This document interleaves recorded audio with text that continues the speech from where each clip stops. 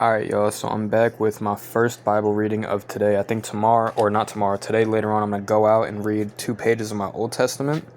But for now, I'm on my New Testament real quick. And I'm going to be reading Matthew 26, 92 to 93. And I'm going to just start right now. It's just going to be a quick, Bible. I'm going to try to read, 4 pages just real quick because I have to do a meeting. So after that, then I'll go outside for a little bit. And then I'll talk about some things. And I'll just walk around for a little bit. As you know, it will be the Passover festival, and the Son of Man will be handed over to be crucified. Then the chief priests and the elders met together in the place of Caiaphas, the high priest, and made plans to arrest Jesus secretly and put him to death. We must not do it during the festival, they said, or people will riot. Jesus was in Bethany at the house of Simon, a man who had suffered from a dreaded skin disease. While Jesus was eating, a woman came to him with an alabaster jar full of expensive perfume, which she poured on his head. The disciples saw this and became angry. "Why all this waste?" they asked. That perfume could have been sold for a large amount of money to be given to the poor." Jesus knew what they were saying, and so he said to them, "Why are you bothering this woman? It is a fine and beautiful thing that she has done for me. You will always have the poor people with you, but you will not always have me. What she did was to pour this perfume on my body to get me ready for burial. Now I assure you that wherever this gospel is preached all over the world, what she has done will be told in memory of her." Judas agrees to betray Jesus. Then one of the 12 disciples, the one named Judas Iscariot, went to the chief priests and asked, "What will you give me if I betray Jesus to you?" They counted out 30 silver coins and gave them to him. From then on, Jesus was looking for a good chance to hand Jesus over to them. Jesus eats the Passover meal with his disciples. On the first day of the festival, the unleavened bread, the disciples came to Jesus and asked him, Where do you want us to get the Passover meal ready for you?" "Go to a certain man in the city," he said to them, "and tell him, 'The teacher says, my hour has come. My disciples and I will celebrate the Passover meal at your house.'" The disciples did just as Jesus had told them, and prepared the Passover meal. When it was evening, Jesus and the 12 disciples sat down to eat. During the meal, Jesus said, "I tell you, one of you will betray me." The disciples were very upset and began to ask him, one after the other, "Surely, Lord, you did not mean me." Jesus answered, "One who dips his bread in the dish with me will betray me. The Son of Man will die as the Scripture says he will. But how terrible for that man who will betray the Son of Man. It would have been better for that man if he had never been born."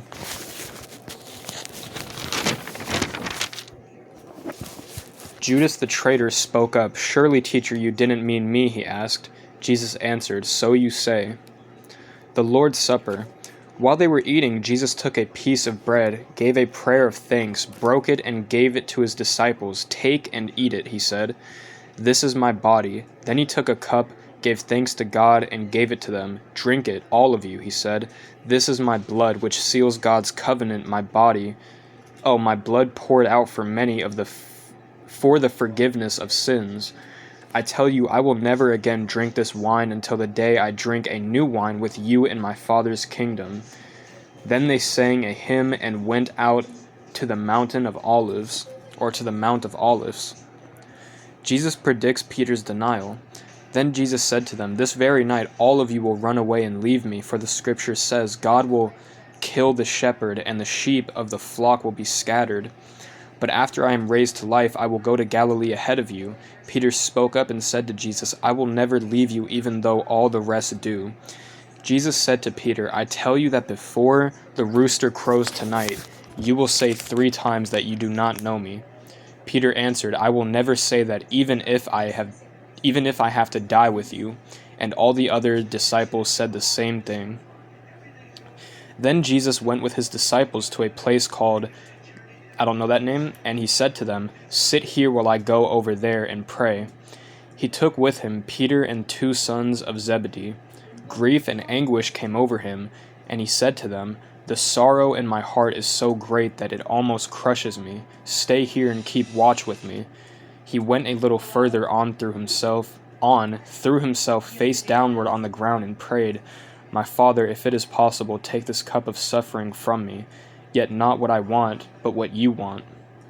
Then he returned to the 3 disciples and found them asleep, and said to Peter, "How is it that you 3 were not able to keep watch with me for even 1 hour? Keep watch and pray that you will not fall into temptation. The spirit is willing, but the flesh is weak."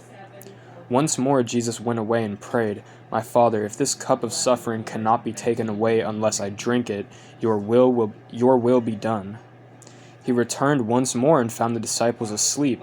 They could not keep their eyes open. Again Jesus left them, went away and prayed a 3rd time, saying the same words. Then he returned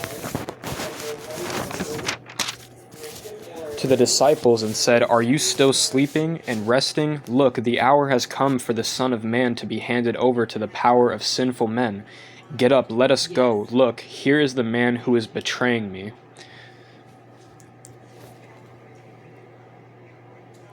Okay, so now we're at the arrest of Jesus, Matthew 26, page 96 to 97.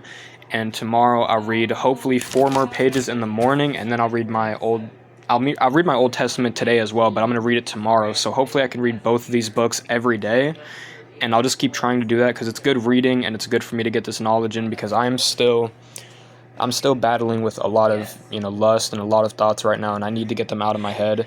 And reading my Bible and praying really does help, but sometimes when I'm praying, I don't really know what to ask for, and I don't know what to say, especially after I've made a big mistake, because it's hard for me to just turn back to God and say, "Oh, well, I'm sorry, and I do want to get better," because I've said those words so many times, and I feel like, I don't want God to get tired of me saying that, but it's true, I don't mean to do these things, I don't mean to hurt people, I don't want to talk, I don't want to be talking the way that I talk a lot, and I just don't want to,